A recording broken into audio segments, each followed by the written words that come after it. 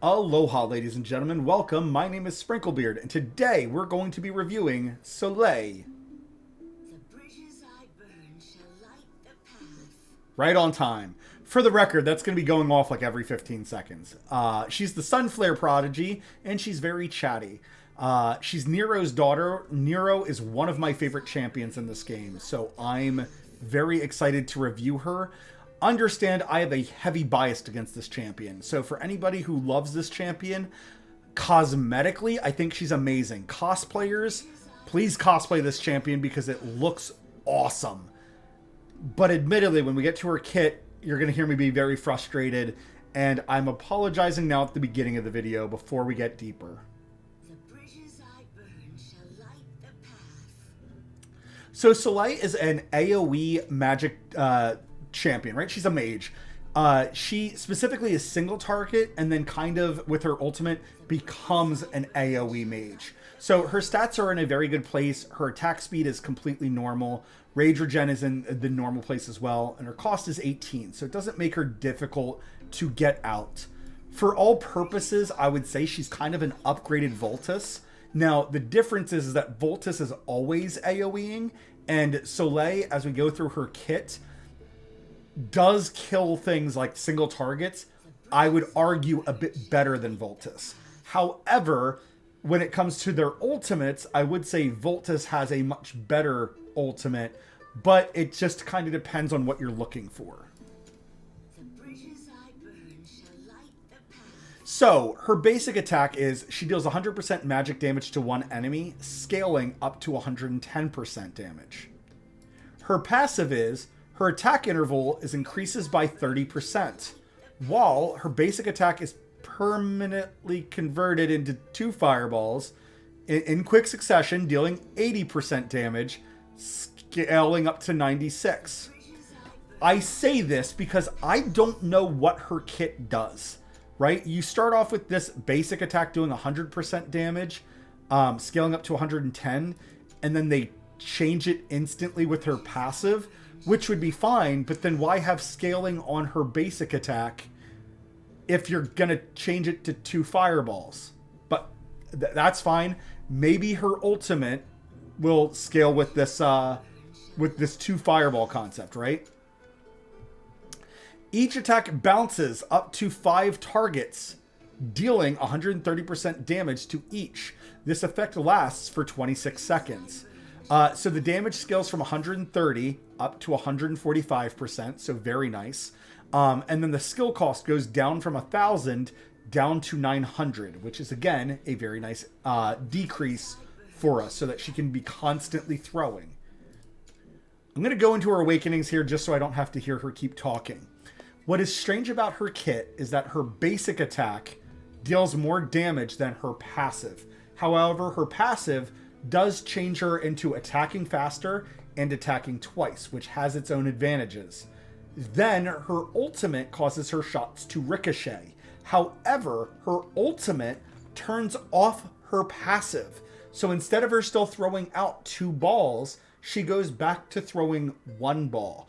This feels like a champion that somehow fell through the cracks or got forgotten about, or they said this feels good enough that it made sense for them to release her, or something got coded incorrectly, right? Like the idea was there.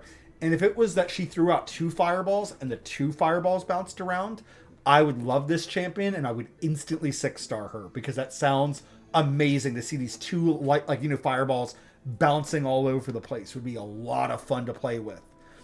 However, because her basic attack deals 100% damage, scaling up to 110.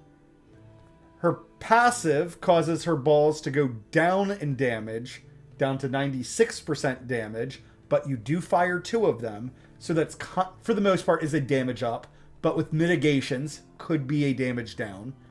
But then her ultimate causes her single ball to bounce around for 130% damage. I don't know what her damage is. I don't know how to tell you what you should focus on stat-wise or how to make her super amazing because her own kit contradicts itself in a way that I just can't follow along with. We're going to move on to her awakenings now. Her awakenings, Vibrant Flame, which is her ultimate, its cooldown is reduced by 30%.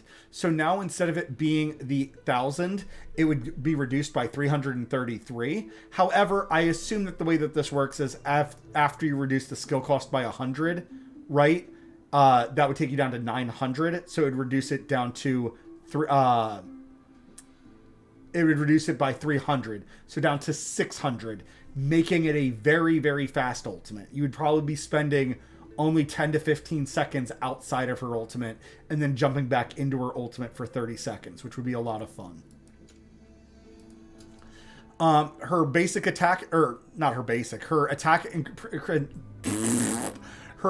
percentage is increased by 5%, always valuable on our mages or our damage dealers. The attack interval, minus 10%, very valuable. So we'd go from that 2.6 seconds, reduced by 0.26 seconds, reduces her down to a 2.34. And then with her passive, it would be reduced down even further. So very, very valuable. That definitely was a nice little touch. I do enjoy this a lot. Crit rate increased by 8%. Very, very valuable. Then Vibrant Flame can now bounce onto the same target multiple times to deal damage, with the maximum possible bounces increased by 2. So her Vibrant Flame, which is her ultimate, can now not only bounce up to 5 targets, it can bounce up to 7 targets, as I understand it, and it can be bouncing back to the same target. From what I remember, it does that anyways. Maybe it is coded in a way that I didn't notice that before. But we're going to go ahead and jump into a level to show her off.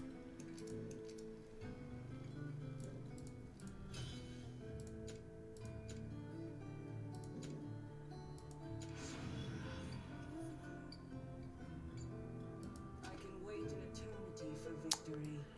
Where are you at, Miss Soleil? Now, Soleil right now has my best gear. And for anybody wondering why I'm pronouncing her name Soleil, is that her name is French for sun. And from what I understand, it's Soleil. However, I don't know how to pronounce that French y at the end without it being a little too intense. And I know whatever way I'm doing it, I'm not pronouncing it properly. But so here, I do have her promoted up to 4-star, so she's doing the 2 attack, which means that basic attack is just now gone forever. I'm not sure exactly why, but it is what it is. But as we can see, with good gear on, she's doing plenty of damage. 16,000 damage a fireball when they crit is very, very impressive damage for sure. Here is her ultimate. She pulls out her extra flame arms, and she looks amazing. I don't like that she's like, many hands makes light work. It's kind of a lame thing to shout for an ultimate. But as we can see, it bouncing around, it is doing plenty of damage. It is noticeable damage. It makes her a very good AoE mage. And it lasting 26 seconds... was about 2 waves of enemies. It feels very, very good. And now we get to watch Abomination clear everything in front of him.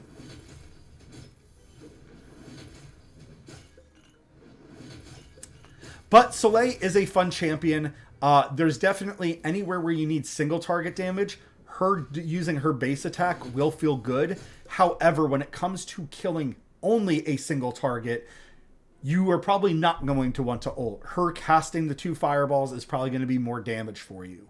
When there is a crowd, though, casting her ultimate's going to feel great, and it's going to be up to you to find out what that balance is of when do I want to ult with her and when do I not want to ult with her. Admittedly, we only ulted 1 time there, and her ult came back up to about halfway. I do not have any skill dust in my Soleil. Because I have been confused from her from the start, on principle, I have just decided, no, I'm not going to give her skill dust because I don't want to, quote unquote, waste it on her. And at the point when I was ready to work on her, I started getting other epics that I was a lot more excited about. So unfortunately, Soleil has been very neglected on my account. Where would Soleil be best used at? So, Soleil is kind of this very interesting mage where she is designed in a way to be very, very well balanced. Anywhere that doesn't have magic resistant flying enemies. So, in the arena, she'll be perfectly fine on your single target damage dealing.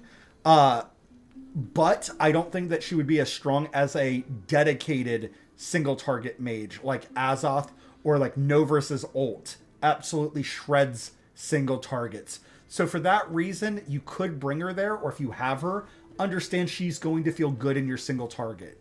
Against Sustained, her firing those 2 fireballs does give her good sustain, and in the sustain, there tends to be between 2 to 6 enemies. So using her ultimate and watching it bounce between targets is going to feel good. In the AoE, I don't think she would be best here, but she is very usable. If you have her on your account, her and Voltus together, you could use one person's ult one wave, use the other person's ult the next wave, and that would make you feel like you always have an ultimate for each wave, and then depending on how fast the rage regens, you might be able to ult every single wave, depending on your champions. Flying enemies, obviously not the greatest. Void Rift, there's a lot of things weak to magic, so I do think Soleil has a very good place in the Void Rift. So definitely not ignorable here. And in the campaign, anywhere that you need a mage, she's nice and flexible. She's good at killing the single target, heavy armored beefcakes by firing off her basic attacks. But if there's a crowd of enemies, or you need to hit a line of enemies, throwing a fireball that could just ricochet down the line will feel absolutely amazing. When it comes to the promotion rates, again, I don't recommend her in Marksman. However, she can hit flying enemies. So, yes, there is a reason to bring her there. Not the best reason to bring her there. She is part of the Watchers specifically, and there are other Watchers that could gain the benefit if you have Lord Ein out. And let's say you had Idril and Brienne, you could bring Soleil to help increase the static buff that they get from the Lord. In the mages, she's absolutely brilliant here. You can put her on the bottom row and she can absolutely hold her own there. Or you could have her in the top section and she would probably attack fast enough to kill off the weak enemies. And then you could ult for fun, or ult when there's the bigger, when there's like swarms of enemies. And her ult lasting 26 seconds is a very long time. She'd probably ult until halfway through the level or until the end of the level, depending on when you ult with her. In things like the endurance and the melee attack, I definitely think you could bring her to both of these until you lose the platforms from melee attack.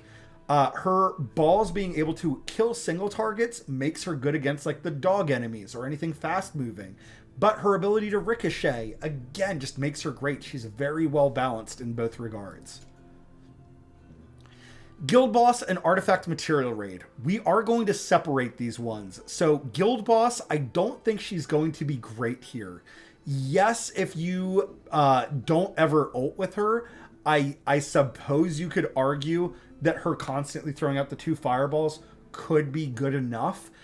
I don't love the concept, though, of never ulting with your champion. That kind of feels strange, but her critting off of 130% damage would be better. I don't know, though, if we fully awakened her where the ball could bounce to the same target, if it would operate the same way that, like, Selkath does and would bounce to the same target and hit multiple times. I don't think it would, though. I'm pretty certain that I've used her in the past and it does not bounce to the same target, whereas Selkath's does bounce on the same target. I do not like the idea of her in the current Guild Boss. Artifact Material Raid, I think there's a big argument for yes to bring her if you have the extra platform. So the fact that she's firing 2 bolts makes her good for single target. And then as the bugs would get closer, if you ulted, those balls just bouncing around and potentially killing off those bugs faster so that your fighters or your tanks could get back to focusing the main boss. I do think that there's enough reason that you could argue bringing her there.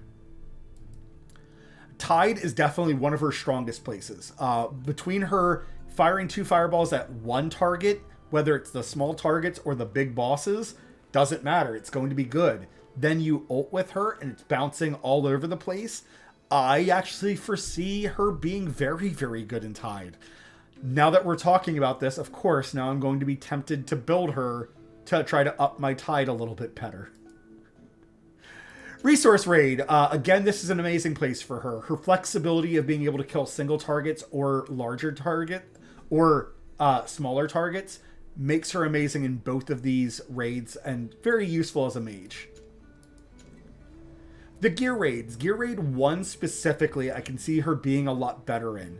A lot of the enemies all condense and bunch up together. Now, her fireballs, as I understand, they don't actually have a splash damage to them unless that is something not mentioned. However, her fireballs hitting up to 5 enemies is just like Voltus. It would be very valuable for you to be hitting up to 5 enemies. So I definitely see her being very useful here.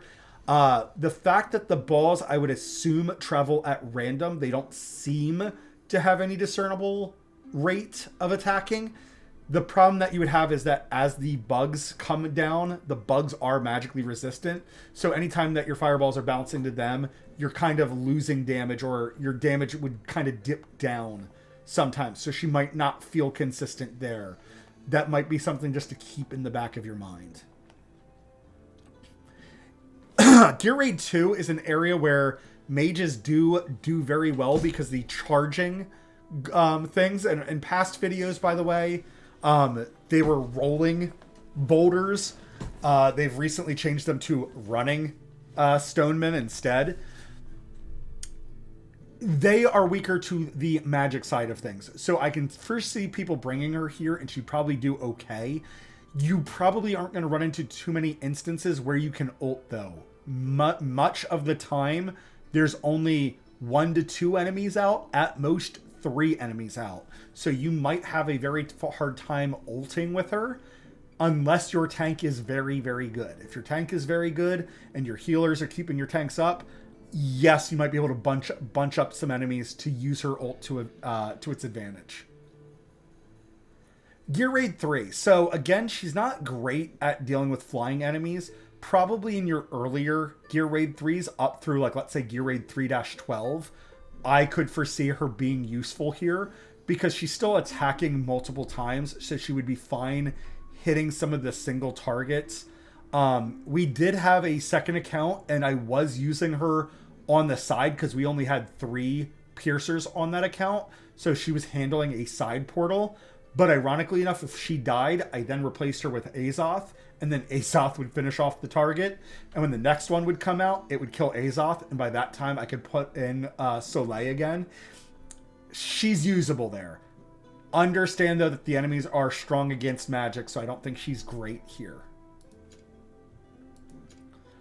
Faction trials. In the basic trial, I absolutely see her being amazing here. A lot of the enemies are all heavily armored, and when it would come to the boss, if you didn't have your ultimate, it wouldn't matter. You'd be throwing 2 fireballs, which is still very useful against the boss. There are some enemies as you get up later in the levels that have these big taunt shields, so her being able to throw fireballs that bounce around kind of ignores the concept of the taunt, so that might not be a restriction for you. I am now starting to like Soleil's kit a lot more. I just wish I understood the damage of it. Soleil is part of 2 different factions. She's part of the Watchers and the Infernals. With this being said, she's extremely valuable in both of these.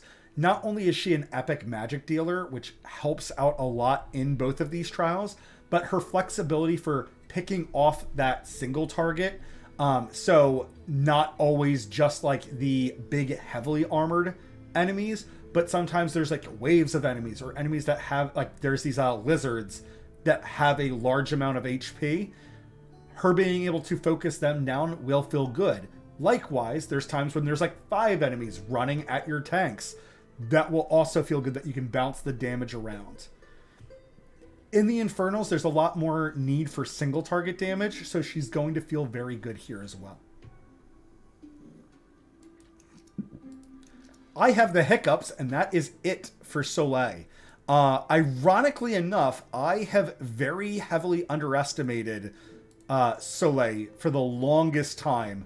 I love these firearms. When I first saw this, I got super excited for this game because that is such an easy concept to be like, What if we have a champion with 4 arms and then them taking it kind of like that one step further? What about instead of 4 arms, she has these flaming arms, right? Like, they absolutely read flames. There's nothing about them that does not read flames. This is a very, very great character design. I love the fact that she looks like a desert princess.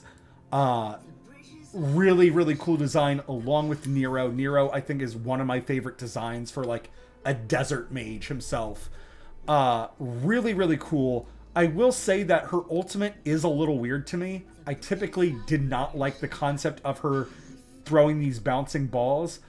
I would have much preferred that with her 4 arms and with her passive, that instead maybe she gets an attack speed boost and throws out 2 more fireballs. So she would be this Gatling gun mage, because Nero is all about doing massive AoE damage. I think that would be a better take because they would kind of complement each other.